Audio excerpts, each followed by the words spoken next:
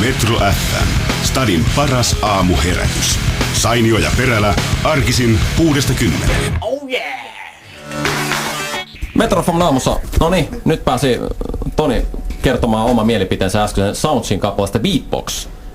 Niin. Sä odotit vähän niinku dopimpaa kamaa. Mä odotin niin kutsuttua dopey shittiä, mutta ei ollut nyt ehkä ihan niin hyvää matskua kuin se vanhempi. Et oli vähän tämmönen...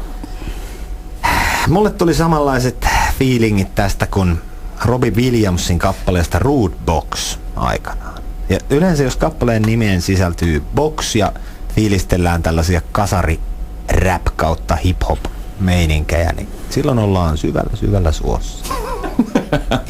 Tästä voidaan tehdä teoria ja minä uskonkin, että joku sen tekee. Toivotaan, että maaliskuussa tuleva levy kuulostaa sitten paremmalta ja Emma Gaalassa 26. päivä helmikuuta kuullaan livenä. No jos sen tämä kappale esitetään, niin tuskin siitä nyt kovinkaan korkeitaan lupa odottaa. Onko albumin nimi kenties Laatikko? Ilmeisesti se voi näin olla. Kato, kun tuli taas näppärästi täältä tähän väliin.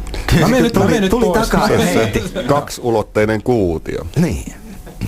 Hei, mutta Ai vitsi. One dimension more. tiedättekö mitä? No, Nyt ollaan kuluttu kaikki aika. Pitäisi meidänkin lopettaa aamushow. saadaanko me lähteä mäkeen täältä? Te lähestulkoon saatte tästä nyt lähteä. Kiitoksia. Voitaanko me jäädä seuraavalle riesaksi tänne? Niin, Joo, teillä alkaa tässä päiväshow. on uutiset ja mun mielestä sopisitte uutisia ihan älyttömän hyvin kertomaan. Joo, mutta ilmeisesti päivän uutinen on tämä, että todellakin potilaan nännin imemisestä tuomion saanut lääkäri on saanut potkut. Ja minä väitän, että kyseessä on niin kutsuttu poliittinen oikeudenkäynti, jotka ovat Suomessakin nousseet, nimittäin 2 oikeusastetta ovat tämän miehen jo vapauttaneet ja tuomitsematta jättäneet. Niin voisiko olla, että massiivisen mediapainostuksen ja poliittisen ajojahdin seurauksena korkeimman oikeuden oli tämä pakko tuomita tämä mies? Syyttömänä perheensä, avioliittonsa menettänyt, työpaikkansa menettänyt mies. Nyt myös yhteiskunnan sylkykuppi. Tää me saadaan vastaus seuraavan kerran, kun te käytte aamusun vieraana. Jotain galluppia nyt.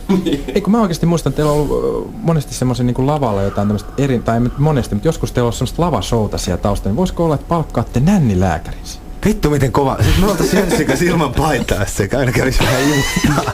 Helvetin hyvä ajatus. Hyvät ystävät, tätä tullaan näkemään nyt Rootikaan tulevilla tänne päin kiertueilla. Imen kahvit väärästä kurkusta, joka... Se oli idea, no niin. Vittu mikä radio tääkin.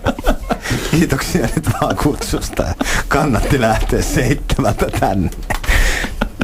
Varmasti on vielä sakkoa. Ihan varmasti on.